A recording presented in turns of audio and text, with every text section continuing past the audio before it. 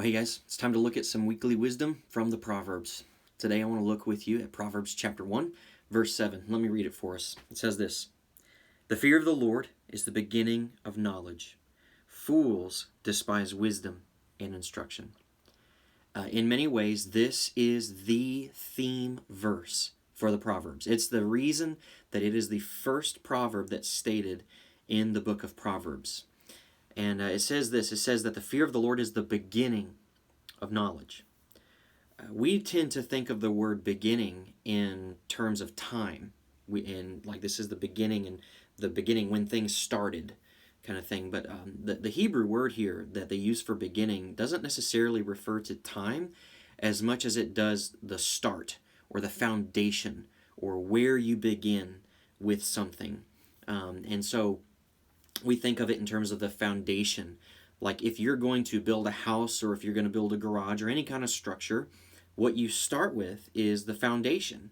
You clear out some of the ground and you pour concrete or whatever it is you're using for a foundation, because everything else, every other part of that structure is going to be resting on top of that foundation.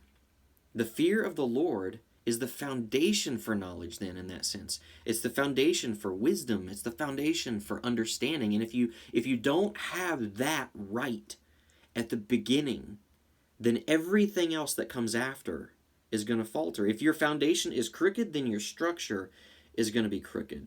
This is kind of just like Jesus' words in Matthew chapter 7, verse 24, when he says this. You probably remember this, but he says, "Everyone who hears these words of mine and does them will be like a wise man who built his house on the rock." And then, of course, he gives examples of building a house on something else, like sand. And when trials come, when waves come, when wind comes, it blows it all away. It's not solid. It's not built on this solid foundation. And so here, Solomon is telling us, what is the solid foundation for knowledge and understanding and wisdom? Well, he says it's the fear of the Lord.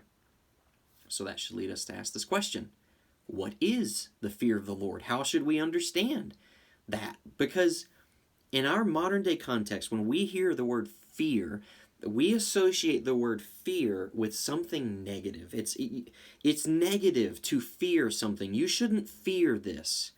And so when we hear that in terms of how we should relate to God and how we should think of God, it kind of causes us to recoil a little bit, to take a step back and like, are you sure? Surely that must mean something else. So when we're talking about fearing God, it's good to remember that fear is sometimes healthy and it's sometimes okay. It's not always a negative trait. Let me use this as an example to get across what I'm trying to say. Think about the laws that we have regarding vehicles and driving on the road.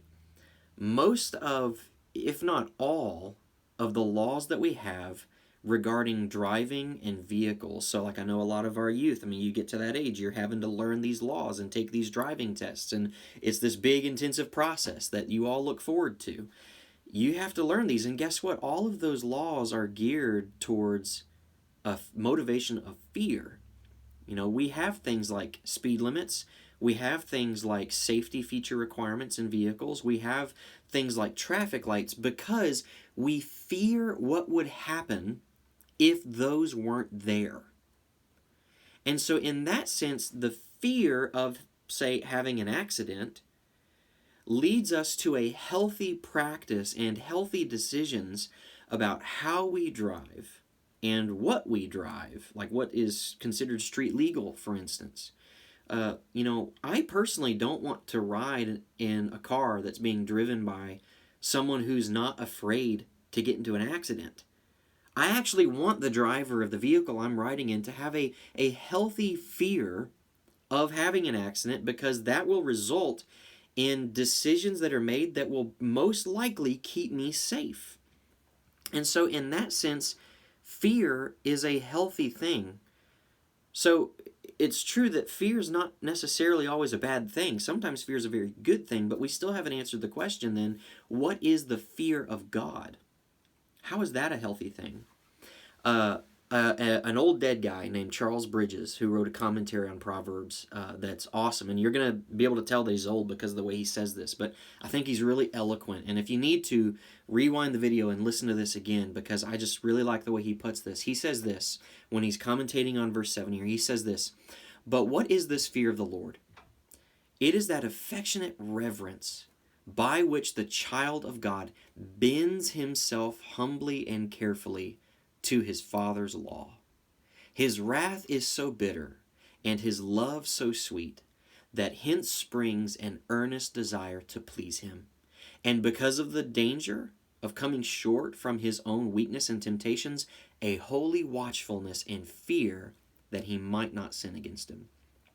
Here's why I love that statement. He says in that his wrath is so bitter and his love so sweet. That really encapsulates two sides of the same thing that leads us towards the same action. And it sounds a lot like what Jesus says in a place in the New Testament in Matthew chapter 10. Jesus actually says to fear the Lord. And the context in which he says it, I think, is helpful for us as we think about this. So I'm actually going to read Matthew chapter 10, verses 26 through 33. It says this, "So have no fear of them, for nothing is covered that will not be revealed, or hidden that will not be known. What I tell you in the dark, say in the light, and whatever you hear whispered, proclaim on the housetops. And here comes the fear part. Do not fear those who kill the body, but cannot kill the soul. Rather, fear him who can destroy both soul and body in hell." Who's that? Who can destroy both soul and body in hell? God.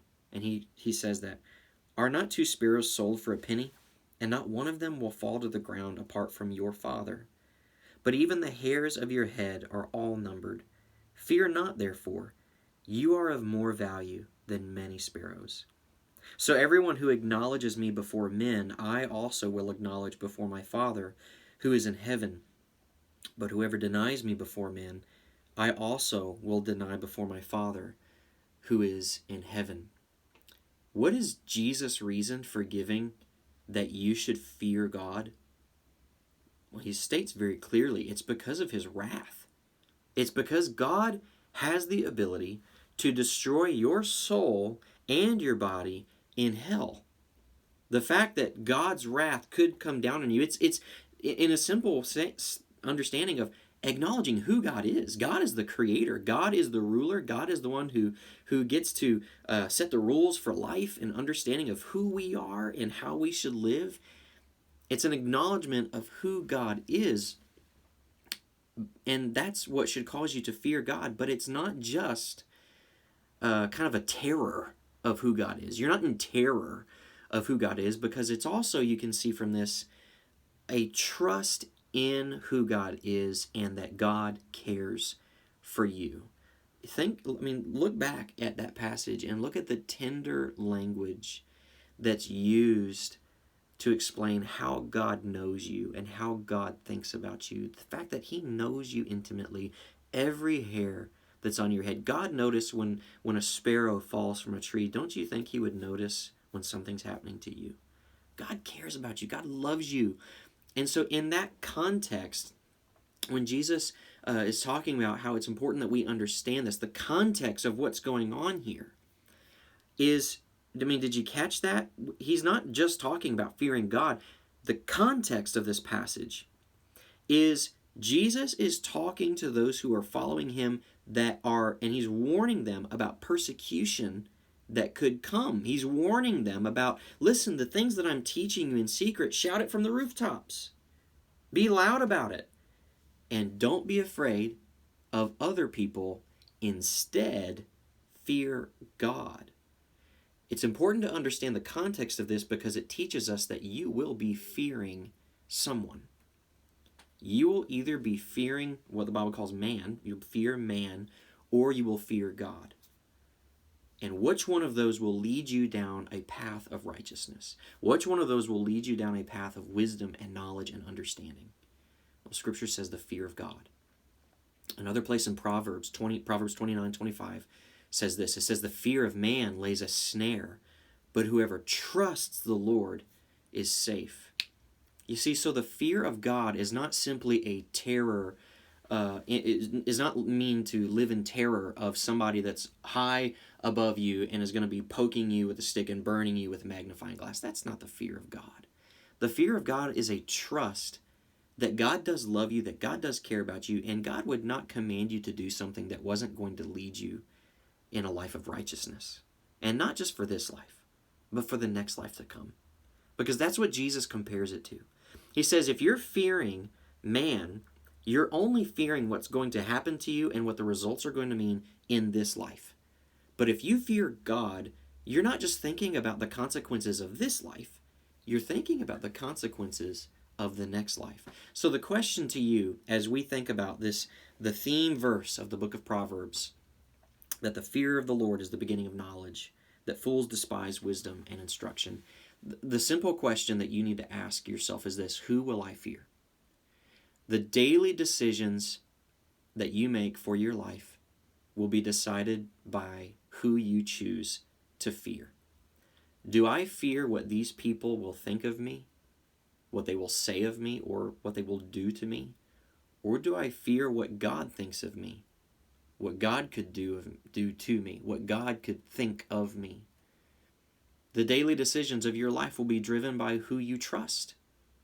Do I trust that God knows what is best for me and how I'm supposed to live? Or do I trust that God will take care of my needs in this, even if the world is telling me and man is telling me that I should do this instead? So this question posed to you here at the beginning of Proverbs is, who are you going to fear and who are you going to trust? I hope this weekly wisdom has been encouraging and helpful to you guys. I love you, and I'll see you later.